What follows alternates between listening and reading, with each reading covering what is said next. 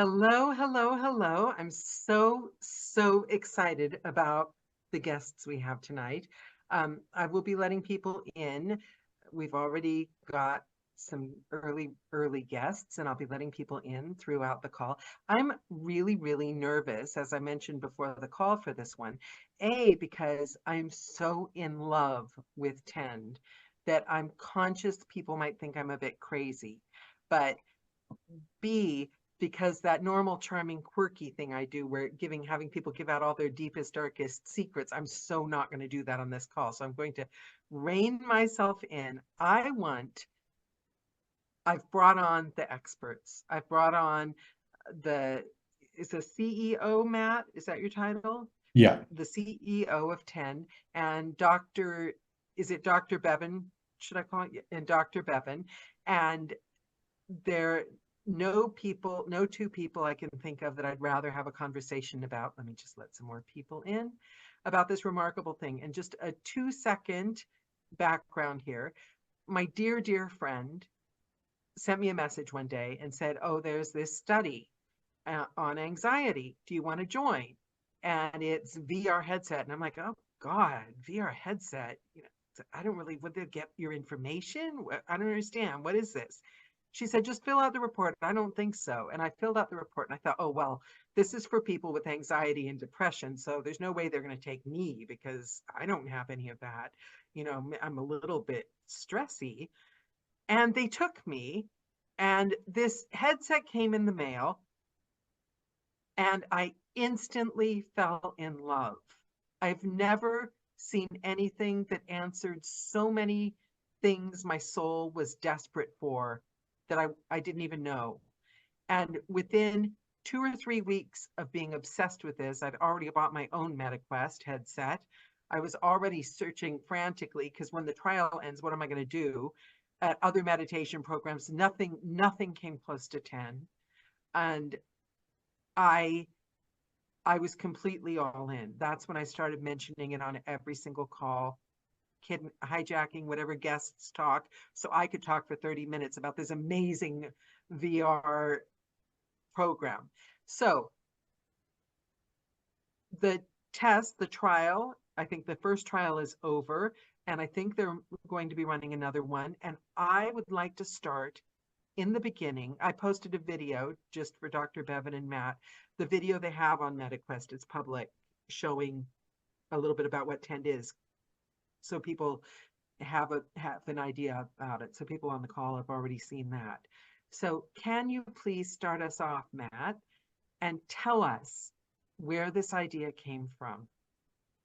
yeah, absolutely. Firstly, thanks so much for having us on and your kind words about the effect it's had on you. And we're so happy to hear that because it kind of makes it all already worth it. So thanks for that. Yeah, so 10 started completely by chance. So I went to the Tate Modern in London and they had an exhibition of Modigliani's work and they had a VR representation of his studio in Paris. And I joined this long queue and I wasn't really expecting very much because I'd only used VR many years before when it's a kind of awful, sort of polygonal mess and nothing that realistic. So I had very low expectations about what it could be. But the queue was enormous. And my friend who I was with was like, no, come on, we should stick around. There's a big enough queue. There must be a reason why people are wanting to use this. Can I interject here? What were you doing at the time? Were you in school studying something? Who were you at the time that you'd gone to this exhibition? Yeah, so I was a creative director, so I have I had a creative agency, and we'd make films and animations, sort of from everyone from like Greenpeace to Rolls-Royce engines and everyone in Oh, between. So cool. I was making films, I was a creative, and so I was just there on a Saturday morning at the Tate Modern in London, looking at this Modigliani exhibition, and yeah, and as I said, so the headset was there, and I put it on, and I had this complete moment of transportation where it was kind of absolutely extraordinary experience where I remember looking around his studio in Paris as if I was there, and it was absolutely incredible. And I really couldn't believe how transportive it was. And I looked down and there was an ashtray with a cigarette in it, and the smoke was kind of gently curling up in the room. And I'd quit smoking 15 years before, or maybe more. But in that moment, I wanted a cigarette as if I'd never quit. And it was such an odd experience, such a strange feeling. I just looked at it and thought, oh my God, I really suddenly have it. So, and I realized at that moment very immediately, and my first thought really after that was, I wonder who's doing something in the mental health space with this. And I think, and I might talk about this a little bit more later, but I think that's largely because growing up, my mum had schizophrenia. So from the age of 5, I'd sort of seen at point blank range, what really poor mental health looks like and the effect it can have. And I think I just kind of, my brain sort of fused those two thoughts together. And I kind of thought, wow, if you can create something that's as transportative and incredible, that's a very powerful thing. And something incredible could be done with it. So I kind of basically took it from there and just thought, right, okay, so there's this incredible technology that can take you anywhere and create an environment around you. What can we do with that? Can we make something interesting out of that? And at the time, I was working with an amazing psychiatric nurse specialist called Emma Taylor. And we were making some films for the BBC, for BBC Kids about mental health. And I remember on the Monday I came in and I said to Emma, I just said, look, I've had this incredible experience at the Tate Modern VR. I just think there's something we could do. And so I went out and bought a kind of computer and learned how to use some of the Unity, which is the game dev platform, and built some kind of early prototypes and spoke to Emma about it and demoed it to Emma. And we both sort of thought, yeah, this is something that could really change things.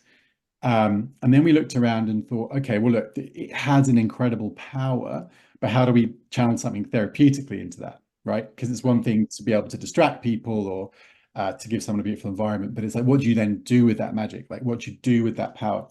So we looked around at different therapies and different ideas and modalities, and we came across mindfulness based cognitive therapy. And that looked like a really good candidate to us for something that we could develop because it is extremely well tested. So, I mean, there are many, many, many randomized control trials and meta-analyses that point to quite how effective it is at reducing depression and anxiety. So in the UK, it's a NICE approved treatment, which means that it's kind of an approved way to treat depression. And we thought, look, that's a good candidate because it's not really a talking therapy. It doesn't require lots of one-on-one discussion, unlike other therapies. And in fact, actually, if you read the manual, there is a manual about how to teach MBCT. It kind of specifically says, right, do not, get too engaged in individual stories and people because that actually detracts from the group because it's normally delivered as a group therapy, right? So we thought about it and we kind of came across it and thought, look, the evidence base is incredible.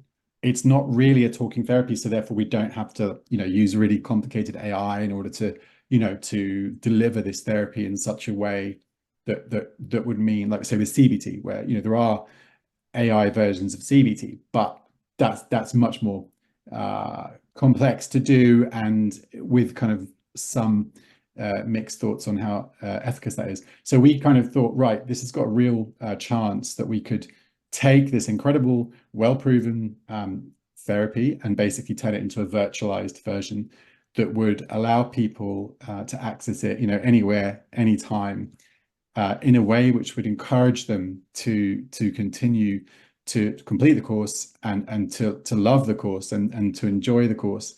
And that was always our aim from the start, really, was just how do we make something that people want to use? Love. Can I interject something here? Yeah. Real quick. You've made me realize something, that the part about it, I think, that's made it accessible to me is the fact that because of the environment allows me to relax and feel safe.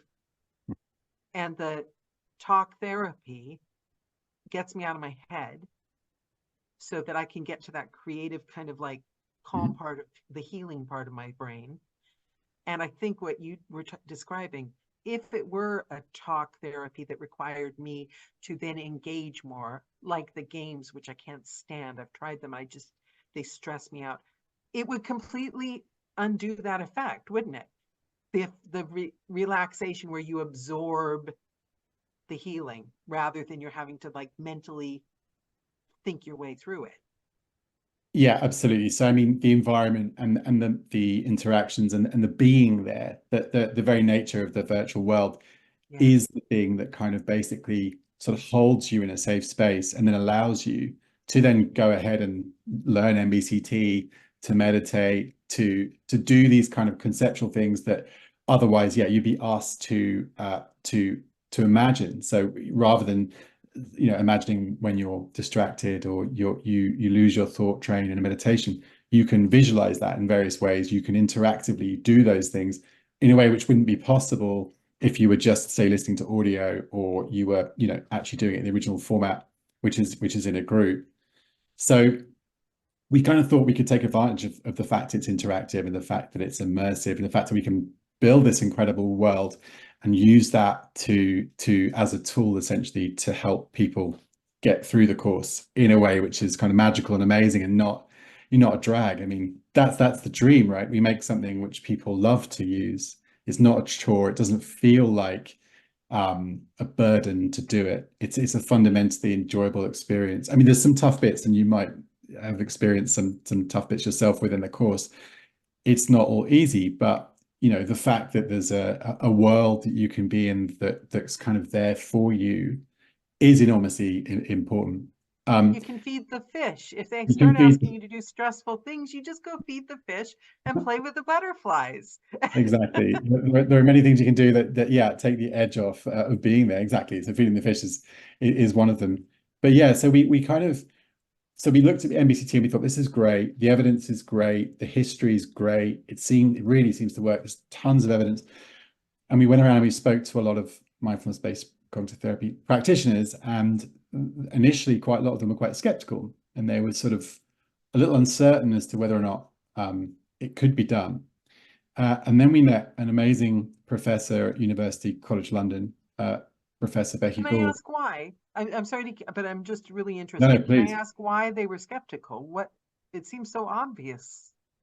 Yeah, so some of them felt that you need the group, because obviously in mindfulness-based cognitive therapy is normally it's delivered as a group therapy. So there's normally 10 or 12 people, and some of them felt that the group was very necessary part of that, and that by hearing each other's stories about their experiences, that was a very big part of why it worked. And to some extent, that's absolutely correct. And we're looking at ways of sort of bringing that more community aspect back in to future versions of Tend. And then also some of the practitioners felt that the practitioner's presence themselves was actually really important to that process.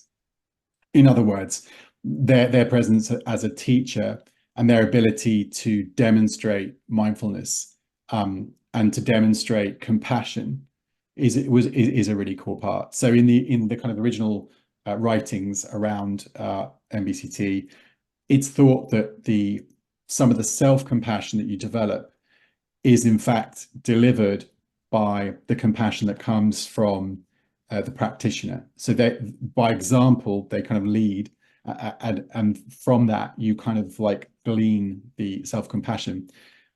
You're talking to audiobook narrators, though. That voice is enough for us. Whoever does the voicing of the therapy, she's dripping with compassion. Julia Gibson Cranch is incredible. So she's also a psychiatric nurse specialist. So she spent 25 plus years, at the very front edge of mental health with people in acute psychiatric settings.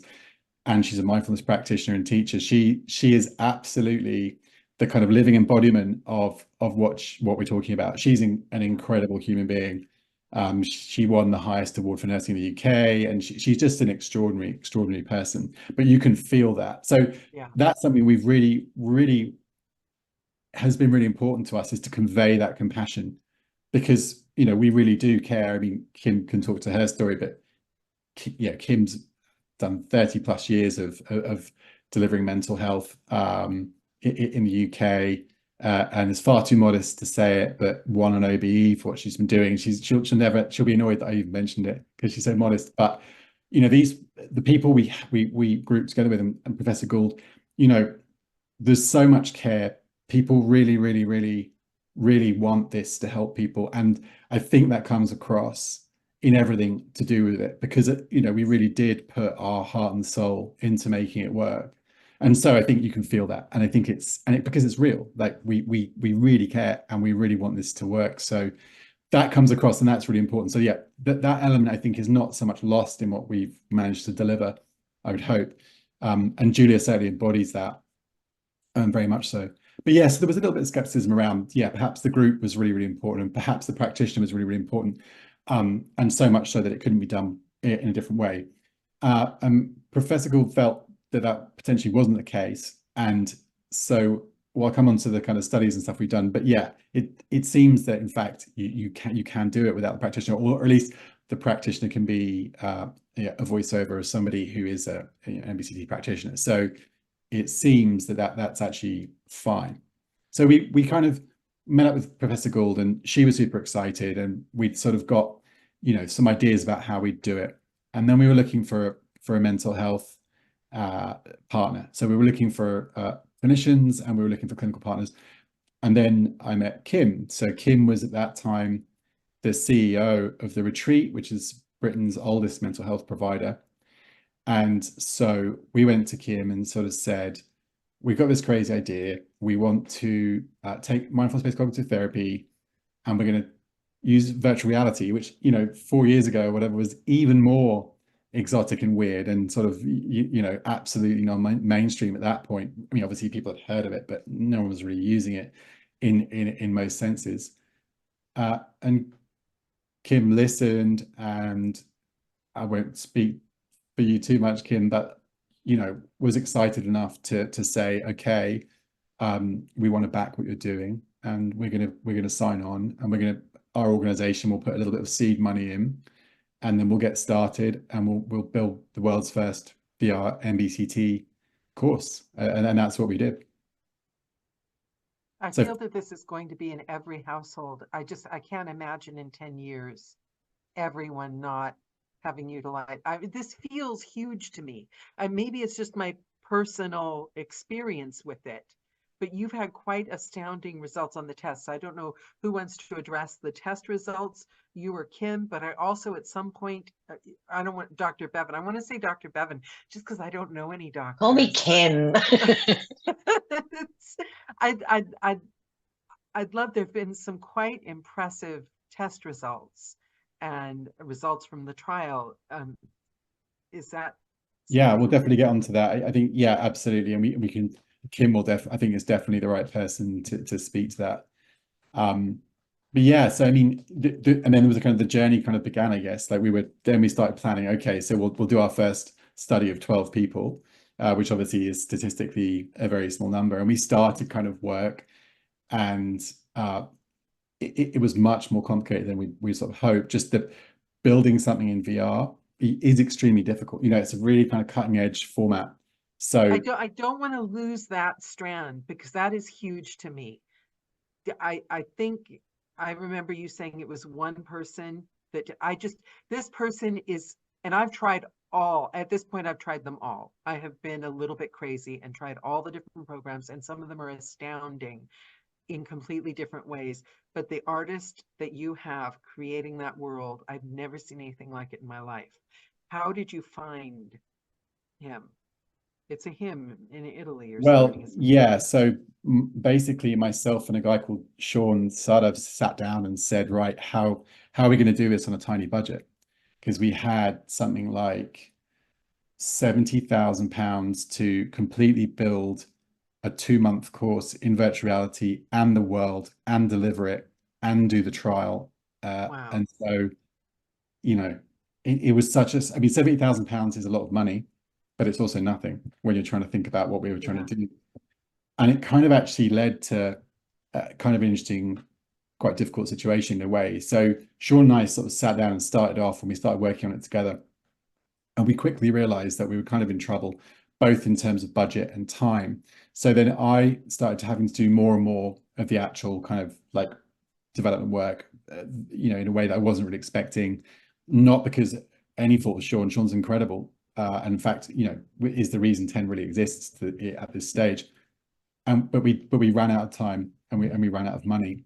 and it was extremely, extremely stressful. So to the point where, like bits of that world, I might say physically, virtually, I had to kind of create in a 3D program myself because there was no money to pay anyone else. And, the working hours became more and more ridiculous. So, I mean, I think at one point, if things kind of came to a bit of a head, like there's a bit of a darkness in some way in the creation story of 10, because it was so intense and we had so little resource that at one stage I was sort of waking up at 5 a.m., 4 a.m. in a panic, and I'd start work and I would work all the way through till midnight and then basically just kind of collapse. And this went on for I think I did about 26 days straight. So Like, the opposite of what tend is meant. like completely. And actually, yeah. And then I actually became quite depressed, but very depressed. So, and the funny thing is, and Kim, I've never really told you this, but I was kind of convinced in the kind of mania of trying to get this done that if we didn't hit the first deadline, because we'd agreed a deadline with Kim when we were going to do it, and we were like, right, this is the deadline. We're going to get the we're going to recruit people, and we're going to deliver this on this date. And the date was coming faster and faster, and it was clear that we weren't going to hit it. And I knew we weren't going to hit it, and I was becoming more and more and more and more nervous and upset about this fact. And I was really worried that Kim was just going to say, look, we've got so many other things to do. We're a major mental health provider. We don't have time to mess around and just scratch the project. So I was terrified that it was going to go under. So I was working these outrageous hours. And actually I'd become really depressed by that point because I'd overworked so badly. And those 26 days in a row was like after several months of like fairly sort of 6 days a week kind of stuff. So it wasn't even like I was going into that fresh. And I just became extremely, extremely depressed. So I would wake up a lot and really wish I hadn't. It got really bad. And in fact, I had a conversation with Julia. And in fact, it wasn't Julia. No, it was Julia, sorry. And Julia obviously is a psychiatric nurse specialist. And I was talking to her, and we were talking about what the project and some stuff to do with her involvement and what she was doing and some of the stuff around the course. And I remember very clearly the moment when her voice changed, and it changed from me and Julia talking through something about the course to her professional voice. And as a voiceover artist, you'll probably appreciate this. There was a change in tone, and I heard her go into professional mode. Probably because I heard people speak to my mum for many years, when she was sick. And I heard Julia just ask me very clearly and very nicely, she said, "And so, how are you?" And there was this like awful long pause. I said, "I'm fine." And then I just started crying because I was so tired and so burned out. And in fact, I remember then saying to Kim at some point, "We're not going to miss it. We're going to miss this, and we're going to miss it by like 6 months. We're not even come close to this deadline. We're 6 months." And Kim was like, "Oh, fine, that's perfect. See you in 6 months." And then, in a funny way, it kind of encapsulates everything that I hadn't learned about being mindful at that point in my life, because I described all of these outcomes to what I thought was a catastrophic situation. Right? I'd kind of thought, we're not going to make this. It's going to be a disaster. My name is mud. The money's wasted. Everything's gone wrong. And, it'll fall apart. And one conversation with Kim, and she was just like, "Oh, no, it's not a problem. Don't worry." Like, just. Can I offer something? Because this is so prescient to the audience, right? And I want to say this because we're going to have a lot of new narrators watch this as well. And I guarantee on a much smaller scale, but at the time it won't feel small, you're going to hit this moment. And we all seem to do it. And I think not just narrators, actors, any creator, it looks like a walk in the park. The world tells you, oh, you shouldn't be paid this much, or you're an entrepreneur, you're a creator, whatever.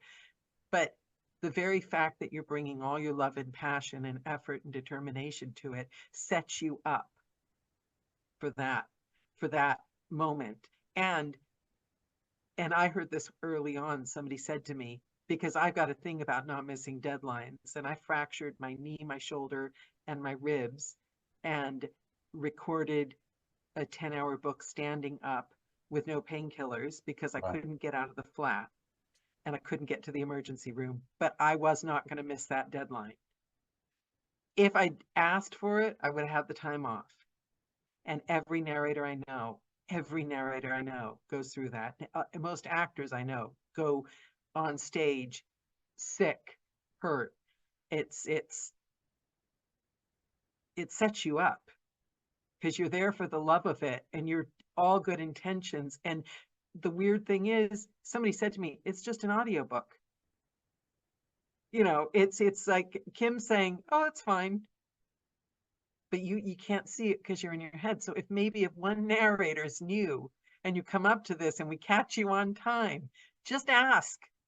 Just reach out and tell somebody I need help. It's too hard because my heart is breaking for you. I wish I could go back in time. It was really, really genuinely bleak, and one of the worst points. It was bad. And I think I'd say just on the creative side of things, because obviously in my previous life I was a director, so I've met a lot of actors and voiceover artists, and I totally agree with you. I think whenever you put your heart and soul into something as exposing as performance, because it is exposing, it's hugely exposing. And if it's not exposing, you're doing it wrong. Because it really, you have to kind of be naked in order to deliver anything of worth, I think, because you have to have your emotions processed stuff. You have to live that. And I'd say all, and the thing that kind of got me through it were Kim's kind words, Julia also Gibson Cranch, who narrates Tend, being amazing and really bailing me out because she understood what was happening and she was able to kind of guide me and calm me, because she is like a hug. Just listening to her, just speaking to her, she is so Really kind of is. incredible. So that really helped, like really saved me. But the one other thing that got me through it was that, having done many years of creative projects, it's always the same. You start off on one hill and you see the castle you want to get to, and in front of you is a deep valley full of trees, wooded, right? It's a forest. And you start off looking where you want to go, and you know this is where I'm going. And you see the lights in the castle, and you set off and you head down the hill and you get into the forest. And at some point you will feel lost. Always. On every creative project, you will feel lost, and then you will be lost. And then eventually at some point, you'll just see a little glimmer of light between the leaves. And then you head towards that light, and that's the castle. And you come out the other side and you get there. But so I had this like homing pigeon thing in me, having done these creative tasks before, where I knew if I kept going, I'd get there. But yeah, look, it was a ironic demonstration of non-mindfulness, because I was in the doing mode, and I was obsessed with what I thought I knew the outcomes, what they meant to be. So I kind of was sure this meant failure and everything would go wrong. And it, of course, it didn't go wrong, and it wasn't. And Kim was just very gracious and just, that's absolutely fine. Did you sleep after she said that? Did you get a good nap and I think I slept for a reassess? couple of days, not obviously straight, but yeah, I absolutely took time off. And Sean, to his credit, worked many, many more hours than he billed for, and we just, absolutely lived and breathed it, because it's a huge thing. It's like you're a narrator, you understand this. It's like 8 hours nearly, and then to try and build that in VR, with interactivity, and it's a lot. It's With really a lot. the sky, literally, it's a different sunset every time. It's a different sunrise. I don't understand how it's physically possible that it exists. The leaves, the ground, I can smell things. I can smell them. Because your senses are so completely immersed in perfect detail. It's amazing. I think as well, you're going to love it because there's so much more to come. So, I mean, I'll talk about it later. We filed a patent for some new technology about how to render environments, because technically it's very demanding. And those headsets are really, and this might make it sound less amazing than it is, but they're basically just very fancy mobile phones. Like, they're the chipsets, the computing power within it's very, very minimal. So you have to be extremely cautious about how, or kind of smart about how you use those resources. So we've recently done something very clever, which I think you're really going to enjoy a lot, where we can build almost infinitely complex scenes. So full forests and things like that that are completely mind-blowing, because we did something a little bit different and new in the way that we can now render scenes that took a lot of kind of thinking. We just recently got there, so I can't wait to send you the update and for you to see that. I'm messaging my friend that introduced me to it like every day, going, "Have you heard anything?" I mean, it's getting so much better even than it is now. So Takes time, you're in though. for a treat. Yeah, You're in for a treat. and having tried other, I won't say any obviously names of anything, but having tried the other, because I got the MetaQuest, and 10 wasn't on MetaQuest, it was only on the trial. So I thought, what's going to happen when I lose 10? I'm going to be bereft. I'm like, I can't survive. So I tried these other meditation programs, and they were very, very cool in a completely different way. Like 10 felt like taking a long, healthy, amazing walk in nature. The other ones felt like going to a carnival and having a lot of sugar. Like when I overdid the other ones, I was having strange dreams. Like it was like total dopamine fix. So I don't know what something about the environment in 10 feels healthy, calms the brain. And the other ones are meditations, and they're wonderful. They're amazing in their own way. But there's something about 10 I that's think special. we went to a lot of, we did sort of quite a bit of research, reading up and understanding about what kind of environments would make people feel good. And so verdure, like greenness, is very important. So we're basically, we're basically tree apes, right? So we're water and greenness is what we naturally feel good around. And we realized that. And then so in the very earliest versions of 10, like way before even the first trial, we were trying to think about how do we put trees in. But the problem with trees is they're extremely complicated to actually render in 3D graphics. So the headsets we were using have like a polygon budget. So in other words, you have 200,000 triangles to draw the entire scene, and a tree, if it's rendered nicely, is probably 50,000. So you could have 4 trees and nothing else, and that would be your entire scene. So that wasn't possible. And so we thought, well, what do we do? Because we need to have the environment to be something that people want to be in. So we basically did a couple of things. We had a large area of water. We had wildlife, the fish and the birds. And then we spent a lot of time working on the sky to make the sky really impressive and beautiful, because it's actually a huge part of what you see when you're outside, obviously. And it was something that we could build in a different way that would allow us to use it in the headset, so that you could combine these things together and make something really beautiful and calming and wonderful. But yeah, believe me when I say the challenge of getting it to where it is now has been huge, but I really can't wait for you to see what it's going to become, because the latest stuff we're doing makes what it is now look like you're gonna be excited. I think you're gonna have a lot of fun. It's my house. It's become so meaningful. It's my house, and I can escape to my couch and look at my view out the window. At certain times of the day, I'll go and sit by my fireplace. It's very personal. It just feels.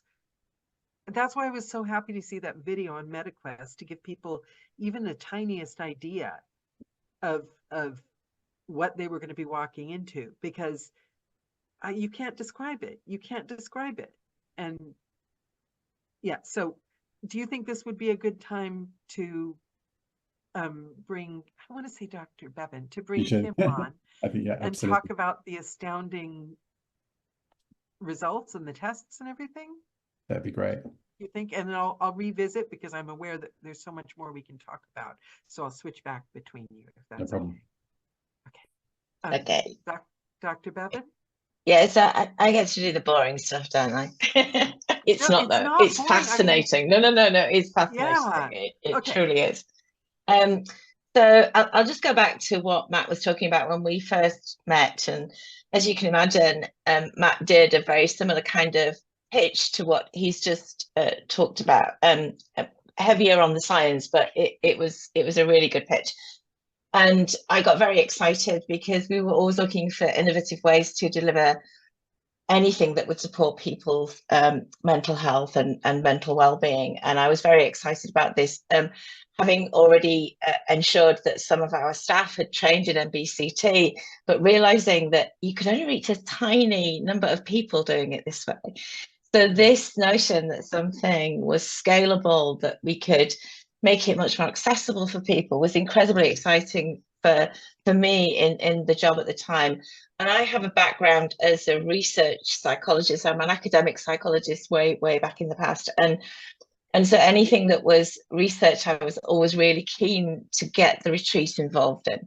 And this was the ideal piece of research for us to get involved in. It was a small piece of research, as Matt said, that we started with, just 12 people. And I had hopes that it would be really positive and that we'd find something really exciting.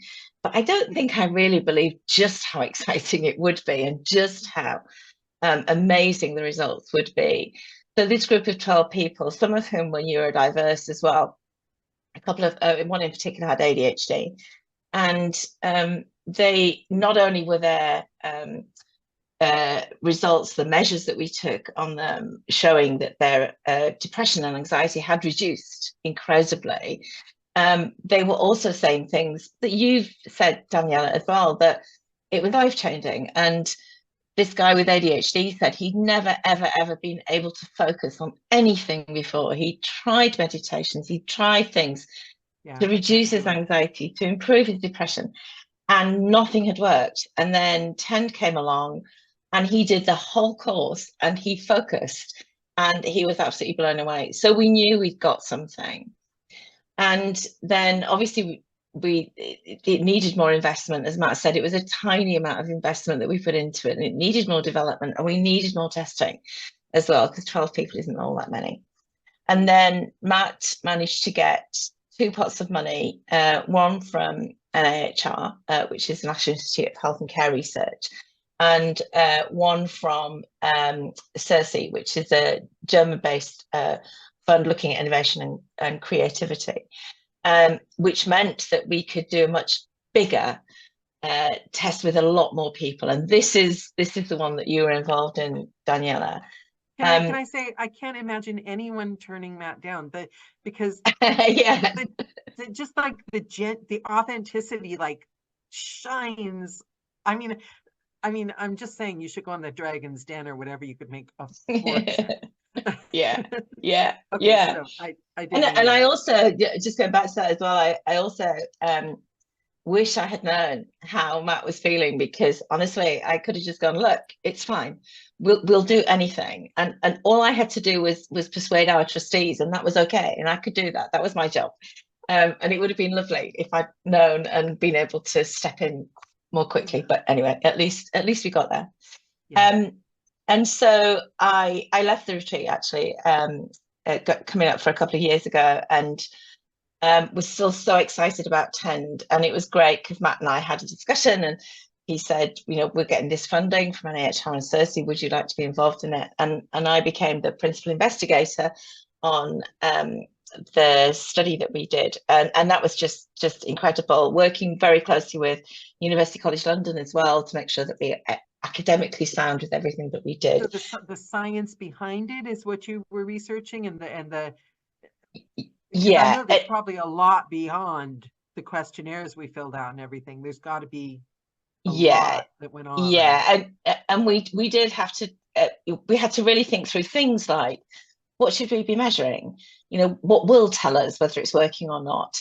And is it a feasible way to deliver a mental health intervention via VR? You know, can we do MBCT via VR? It looks like we can. We've got these 12 people that we tested it with. It looks like it worked, but on a larger scale, with even more rigorous controls around it, can we still get those results? So we did actually originally recruit over 150 people, but we had particular selection criteria that we had to use to make sure that the kind of right people were accessing the intervention. We had a number of different selection criteria that we used. And so we ended up with 83 people in the end that we offered this to, and we sent out the headsets to people. We got really good completion rates. So anybody who got beyond halfway with the course was considered to have pretty much completed it, because that's what the normal kind of measurement is to say whether you've completed it or not. So we got amazing completion rates on that, and higher completion rates than you would normally get with the group approach, which was very interesting, because we know that one of the issues around the MBCT kind of in-person group approach, or some people do it online as well, is people tend to drop out, and then there's a lot of dropout with it. And we were really keen to think through ways, and we're still working on this, by the way, to think through ways of retaining people and helping them to get through and encouraging and motivating them, because although a lot of people like you, Daniela, and just absolutely blown away by it and couldn't believe how amazing it was and wouldn't have thought about dropping out, but other people didn't. Can I offer something with that, though? Yeah. If it was an in-person group, I would never for all my life have done that. Yeah. The thought sends me into a panic. And then the other thought is, when I filled in the questionnaire, I wonder how many people, I would never have recognized myself as being a particularly anxious person. I was just like unhappy all the time. Why can't I fix everything? I didn't realize how anxious I was until I stopped being. And then I think the thing I'd love to hear, because it can't just be me, it must be a thing. I'd love to hear, I think the reason 10 helps me is because you were talking about people sitting through and retention rates, and the reason I can't meditate, and people say, it's practice, you learn, you notice the thoughts and they drift away. I have to have two different parts of my brain doing two different things at the same time. I have to listen to music when I'm studying. I have to listen to something when I'm doing something else. I can't just have one part of my brain doing something. And 10 gives me that. I can do this so I'm calm, and then this so I can learn. But I don't know if that's a common thing or if it's just me. Yeah, you're not alone in that at all. And in fact, I'm right alongside you there, because I have got to do more than one thing at once always. If I'm watching TV, I'm doing something else as well. I'm doing a puzzle or whatever. I'm exactly like that. And I interviewed 25 of those 83 people, you being one of them. And I had a large proportion of them were saying something very similar, that it actually did feel as if the whole of their brain was engaged in a way that they hadn't felt with other things. And that was so interesting to hear, that we were actually getting to bits of the brain that would normally be drifting off somewhere, and maybe thinking, maybe I should be doing my knitting at the same time as I'm doing 10. You know, that didn't happen to them. You know, they really did focus. So there is something going on where it is taking up lots of different parts of your brain, and that's intentional. I think that is something that VR does very well, actually, and I think that's why people who are neurodiverse, particularly people with ADHD, and we had quite a few people with ADHD. I have ADHD, and it's very typical that it's very hard to do meditation if you have ADHD, and to find something that actually does allow you to do that and can calm that brain that is never calm and that is always going at 100 miles an hour, was just brilliant. And it was great to hear from people who had ADHD in particular, who were saying, this quietened my brain, and it was just amazing.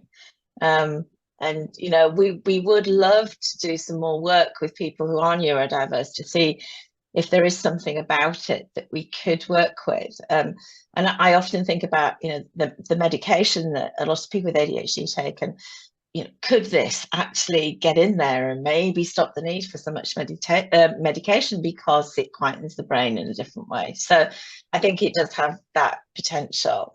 And when we started to look at just the results in terms of the outcomes measures, We used some outcomes measures to measure depression, to measure anxiety, to measure overall well-being, psychological well-being, and then also to measure how what mindfulness skills people had as well. So we looked at mindfulness as one of them.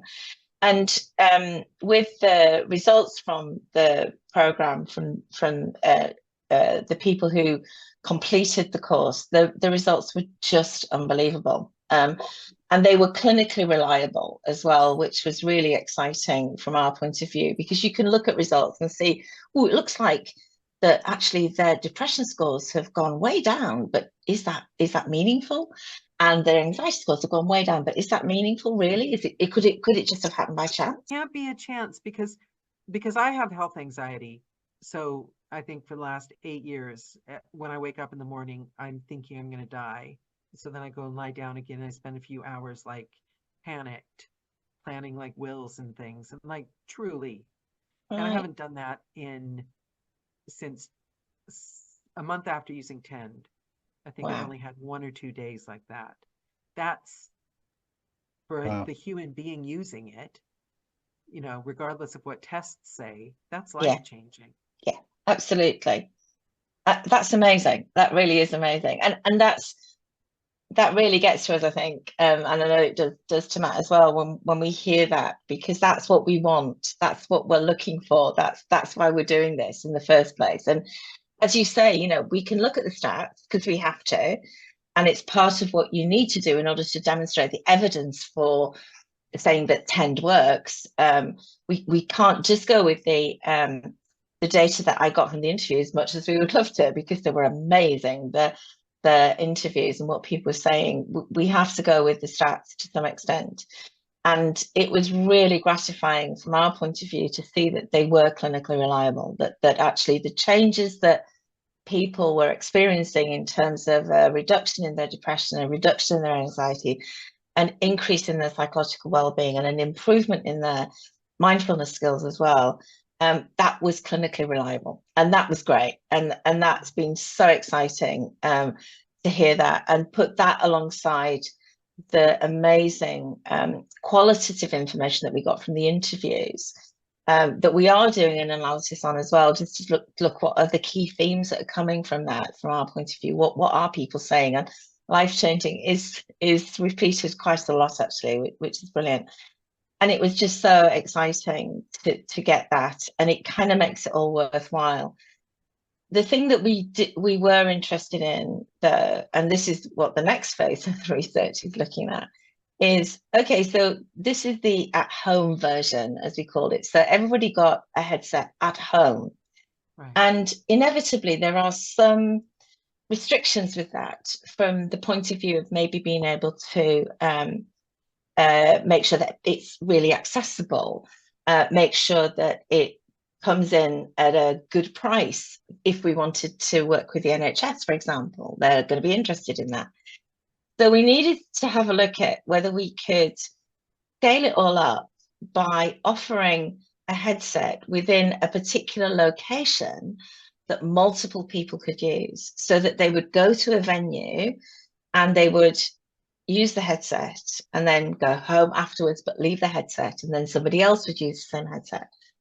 And we thought that would be really exciting if we could do that.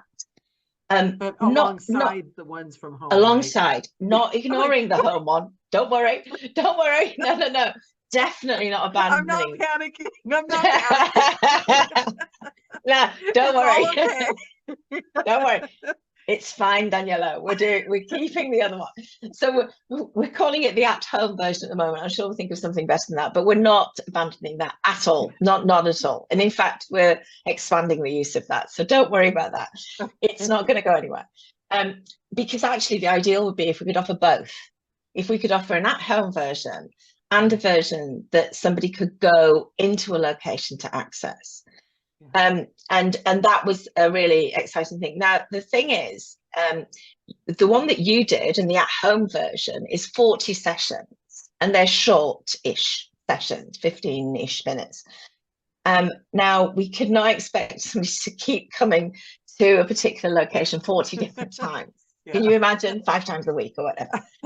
So we needed to step back from that and go, okay, so what could we do? Could we have still those 8 weeks, but have 8 sessions instead of 40 sessions over 8 weeks, but longer sessions, so maybe 45 minutes, something like that. Is that tolerable for people? We absolutely think it will be.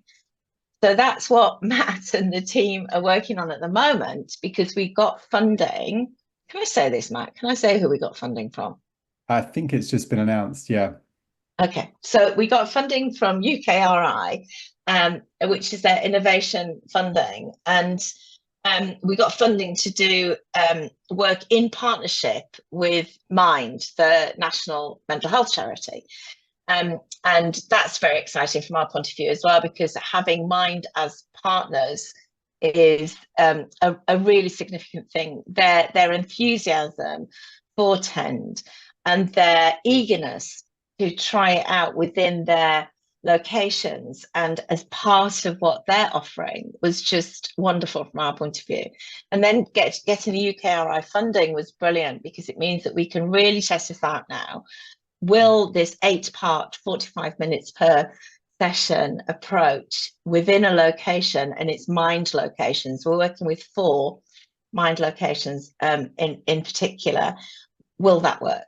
And that's the next step from a research point of view for what we're looking at. We've got tons of other ideas, by the way. So if any funders happen to watch this and are interested in giving us some money to do more research, we have a ton of ideas. You know, from... Go on. Sorry, what about things like different kinds of therapies someday, once TEND has been around for a long time, like perhaps, I don't know, dieting kind of thing, or like, you know, I mean, different kinds of therapy brought into the TEND environment. Do you want to pick that up, Matt?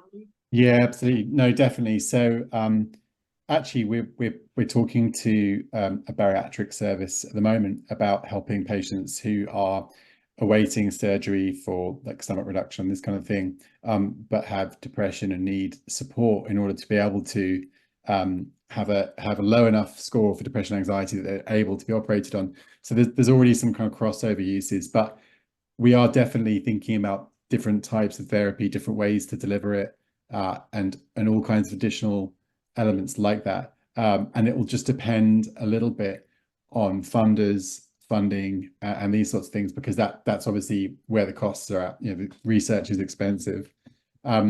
But there are lots of things we're thinking about. Treatment-resistant depression is something we're very, very interested in, just because obviously, as the name would suggest, you know, it's depression that hasn't responded to standard treatment. So that's something we're interested in exploring as well, because mindfulness-based cognitive therapy, and I say this as a non-clinician and non-academic, but Kim, correct me if I'm wrong, but MBCT, there's some emerging evidence that it's quite effective for people with treatment-resistant depression, which is categorized in the UK as somebody that's had 3 cycles of first-line treatment that haven't worked. I think in the States it's 2. But anyway, it's people that have had successive major depressive disorder episodes who have not responded to treatment. MBCT, it seems, could be a great treatment for them. And I'm at pains to say at the moment we can't claim that we are a treatment, because we are yet to complete some of those regulatory and academic hurdles in order to get to that stage. But obviously MBCT is the methodology we're trying to employ. So further on down the line, we'll be able to sort of make bolder claims about what we can deliver. But there are various avenues we're looking at. Yes, absolutely. And I think it feels, sorry, I keep interrupting you guys in my excitement, but you know, when you see those like sci-fi future movies, and society's changed, and we used to be so excited about the future, and we'd see them, you know, I don't know which ones we're talking about. Arnold Schwarzenegger, they put something in his brain and he's his future self or whatever. And you think, oh, wow, maybe someday. But now people are freaked out by any talk about the changes in the future. But when I think of TEND, I can just like, I've got this picture of us in like our future world, whereas like you just plug in, everyone has one, your virtual environment, and whatever mental health needs you have, it's like a home hygiene kind of mental health place to go, like, you know, take your supplements and do your 10 for the Exactly. day. Absolutely. So that's I'd say the thing about Tend is it you step out of the real world into the virtual world so that you can then come back to the real world better equipped to deal with it. That's really we're not in the business of trying to take people out of the real world for forever. It's the opposite. It's like by learning MBCT, you can be more present in the moment in the real world and not be lost in self-criticism or future worrying or catastrophic thinking or self-judgment. Or the whole idea of Tend is that it empowers you to live each moment as best as you can, and be kind to yourself.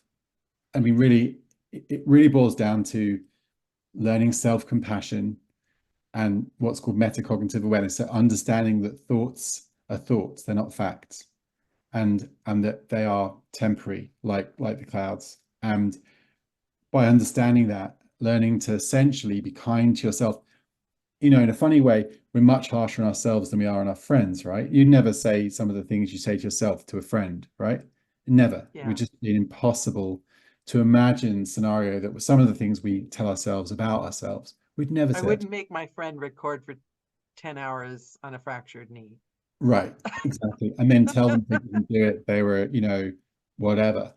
And neither should we say to ourselves, you'll be a failure unless this works, then go work 26 days in a row and have a kind of, the thing is that by taking time out of the real world and entering a virtual world that supports you. So our internal motto that I'm not really sure I'm supposed to be telling anyone, is that Tend is like a hug from science.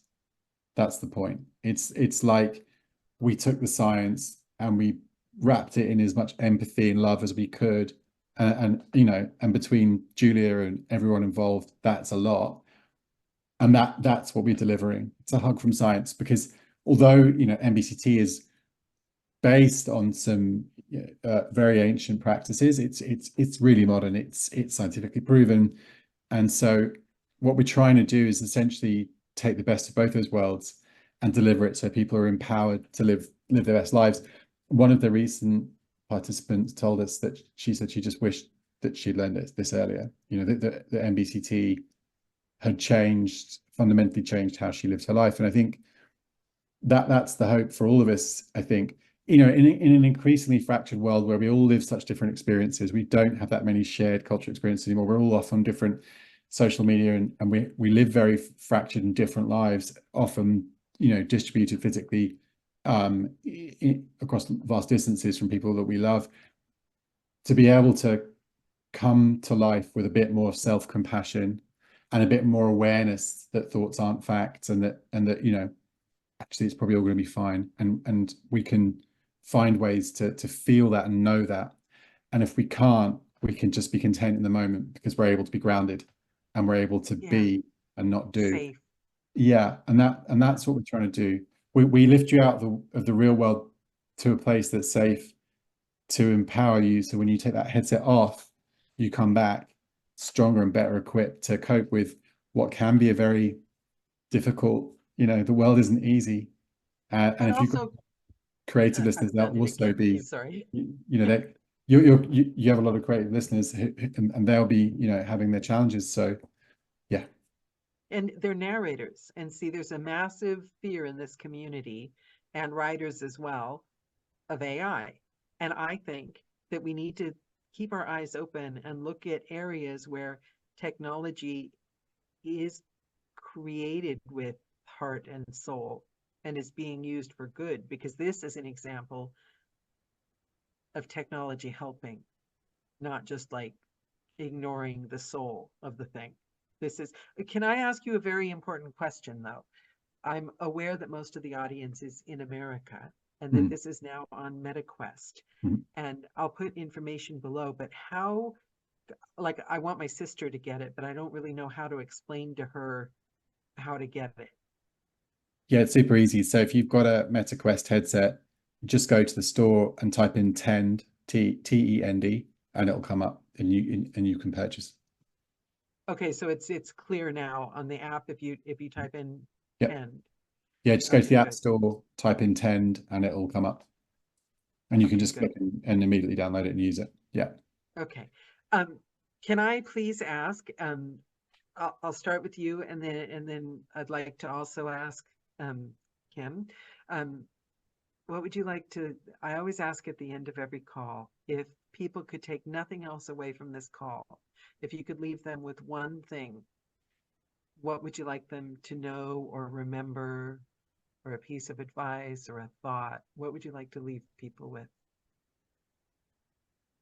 I mean, I think it's just, if you can learn to be kind to yourself, that's just massive, because it affects everything you do in every way you do it. If you can just say to yourself, like, I'm enough as I am, like today is all I can do is X, and X is fine. Like, that's enough. And just to learn that thoughts are not facts, which sounds really easy, but it's actually really, really important, because thoughts like, I will never, I can't, I won't, I'll never have this thing I want, or whatever, none of that's real. Thoughts are just imagined things. And we think that we understand what events mean, because we think we can look back at our past and say, well, this bad thing happened, therefore if this thing happens in the future, then it's going to be bad and my life will be terrible. We have no idea. You know, you could have an accident and you think that's terrible, and then you fall in love with a physiotherapist or something. I don't know. We never know what it is. We can't judge events. So stop trying and just be kind to yourself. I love that. Thank you so much, Matt. I mean, it's magic. You've created magic, and I have no doubt that you already have people that are so grateful to you and Dr. Bevan and the entire team, because you've made a massive difference in so many Thank people's you. lives already. And that's literally what's made it all worth it. The blood, sweat, tears, and there's been a lot of that. You know, it's because actually ultimately, what is there better to do in life? Like, I think really, I won't speak much more, but I'd say, you know, the two things in life that are really important are things that keep people alive. So, you know, it's like doctors and food and the essentials and things we need, and then reasons that people want to be alive. So culture, so books, so, you know, and those two things, you know, are a reason to be and an ability to be. And I think if we can do something which helps people feel good and go through life and in a more empowered way, and love themselves and accept that they're enough as they are, and not to worry about things that will never be. I spent my entire life with that anxiety, worrying about things that never happened. And, you know, I'm slowly learning to free myself from that. And that's all we can hope for, I think. But yeah, like, to be able to do that for people, there's no greater feeling. Yeah, you've given us the possibility of a happy ending, whereas a lot of us never thought there was one. So it's massive. And the people in the audience are saying, I'm in tears. Thank you. Lovely sentiments. Thank you for doing this. So it touches people. It makes a massive, massive difference. So thank you.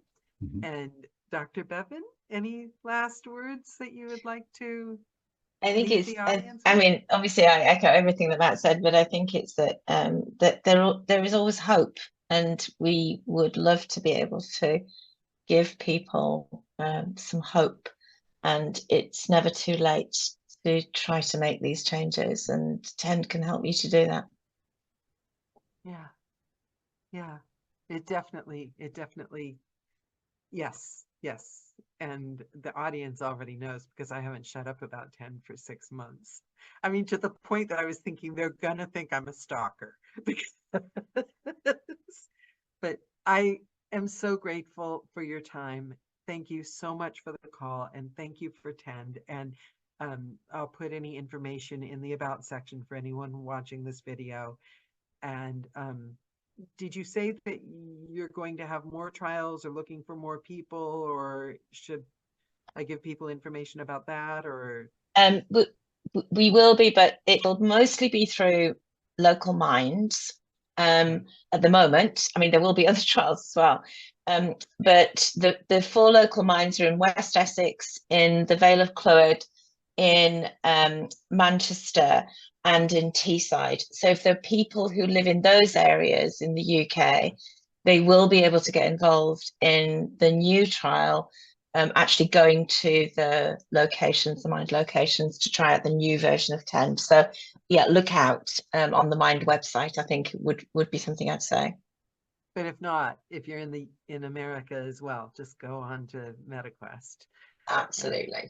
Yeah. And we're updating that version all the time. So you're going to be very surprised very quickly. There's bees as requested, and lots of other things that you'd asked for. So I think you're going to be really, really I've happy. already kind of been on it. I'm like, yes, my plants are back. And oh my gosh, the butterflies are still there. There's lots more to come. I think you're going to be really pleased. I can't wait. I can't wait. I love loving every single second of it. I'm going to log on to it after this call even. So thank you very much for joining. My heart is with you guys. Thank you so much for having us. Yeah, thank you for having us. Thank you. Take care. Speak to you. Bye. Bye.